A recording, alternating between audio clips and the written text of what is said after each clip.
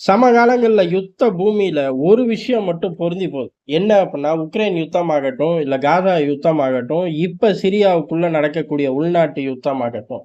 இது எல்லாமே ஏன்டா ஆரம்பிச்சீங்க அப்படின்னு கேட்டா, ப்ராப்பரான ஒரு ரீசனே இருக்காது. உதாரணமா, காசால இருக்கக்கூடிய ஹமாஸ் இயக்கம் அக்டோபர் 7 என்ன காரியம் செஞ்சார்கள் இஸ்ரேலுக்குள்ள போய்? அதனால என்ன சாதிச்சார்கள்? அப்ப எத சாதிக்கிறதுக்காக அப்படி போய் செஞ்சீங்கடா அப்படின்னு கேட்டா, பெரிய அளவுல பதிலே இருக்காது. சரி செஞ்சீங்களே, இப்ப எங்கடா இருக்கீங்க அப்படின்னு கேட்டா, எல்லா பயலுக்கும் டிக்கெட் கிழிச்சு இஸ்ரேல் குடுத்துருச்சு.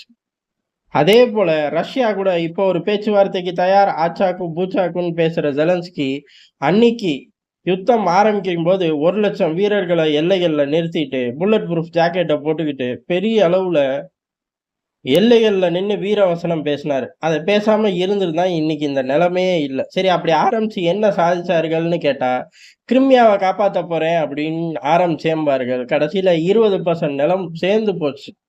கிரிமியா இல்லாமயே. அது பாட்டு நடுக்கடல்ல இருந்துச்சு.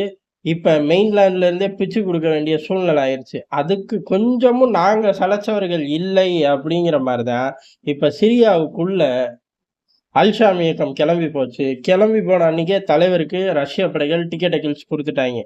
தலைவனே இல்ல. அப்ப அந்த படைகள் எப்படி இருக்கும் அப்படின்னு பார்த்துக்கலாம்.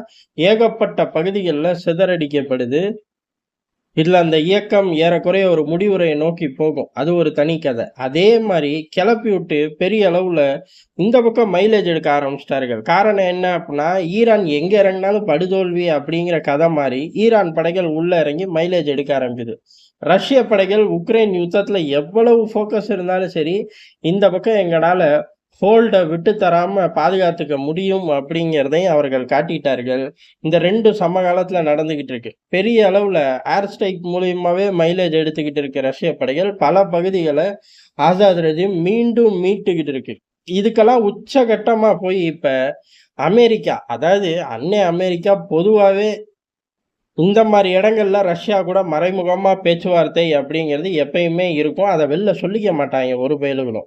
ஆனா, அப்படியே சொன்னாலும் அமெரிக்கா எப்படி சொல்லும் அப்புட்ன்னா, பேர் சொல்ல விரும்பாத அதிகாரி சொன்னார் அப்படின்னு அமெரிக்க ஏஜென்சி வெளியிடும். இப்ப அப்பா சாமி அவர் கேமராவெல்லாம் ஆஃப் பண்ணி வச்சுட்டு சில விஷயங்கள பகிர்ந்துட்டார். அத நாங்க அப்படியே ஸ்டேட்மெண்ட்டா சொல்றோம் அப்படின்னு சொல்லி வெளியிட்டிருக்கார்கள். அப்படி என்னடா பேசுறீங்க அப்படின்னு கேட்டா, சிரியால நடக்கக்கூடிய பிரச்சனை. ரஷ்யாவோட ரொம்ப க்ளோஸ் கான்டாக்ட்ல தான் இருக்கோம். என்ன பேசுறோம், எப்ப பேசுறோங்கலாம் சொல்ல முடியாது. ஆனா, பெரிய அளவு வம்பு, தும்பு வளராம இருக்கறக்காகவும், எதையாச்சும் மிஸ்கால்குலேஷன் ஆகாம இருக்கறக்காக, ரஷ்யா கூட அமெரிக்கா தொடர்புல இருக்கு. அதனால எதுவும் கைமீறி போகாது அப்படின்னு சொல்லியிருக்கார்கள். அமெரிக்காவுக்கு கைமீறி போற அளவுக்கு அப்ப அங்க சம்பவங்கள் நடந்து போச்சு அப்படிங்கிறதான். காரணம் எல்லா பக்கமும் அடி. உக்ரைன்ல பெரும் அடி.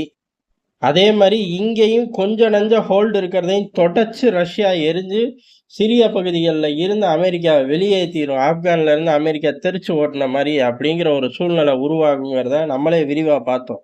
ஏறக்குறைய அது உருவாயிருச்சோ, இல்ல உருவாக போதோங்கிற ஒரு பயத்துல அமெரிக்கா இப்ப ரஷ்யாவோட தொடர்பு கொள்து. பெரும்பாலும் அமெரிக்கா தோத்து போறோம் அப்படின்னா தான் இந்த வேலைய இறங்கி பார்ப்பார்கள்.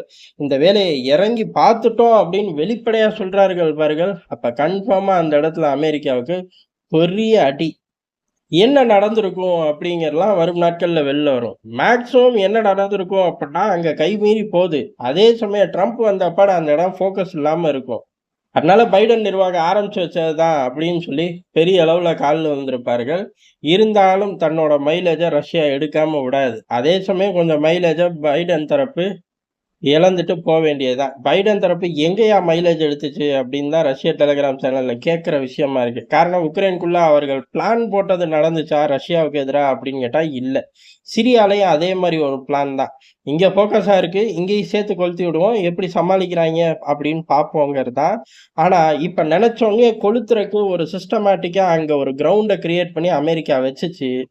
இத பயன்படுத்தி, இந்த சந்தர்ப்பத்த பயன்படுத்தி அந்த கிரவுண்ட கிழிச்சு எறிஞ்சிருச்சு ரஷ்யா அப்படின்னு தான் சொல்லப்படுது. உதாரணமா வருங்காலங்கள்ல இதே மாரி நெனச்சப்பலாம் பத்த வைக்க முடியுமானா, அதுக்கான சூழ்நிலைகளே இல்லாம ரஷ்ய படைகள் இப்ப களத்துல அங்க பண்ணிட்டார்கள். அதனால தான் இவ்வளவு வேகமா ரஷ்யாவுக்கு தொடர்பு கொண்டு கால்ல விழுந்துருச்சு அமெரிக்கா அப்படின்னு பார்க்கப்படுது. நன்றி, வணக்கம்.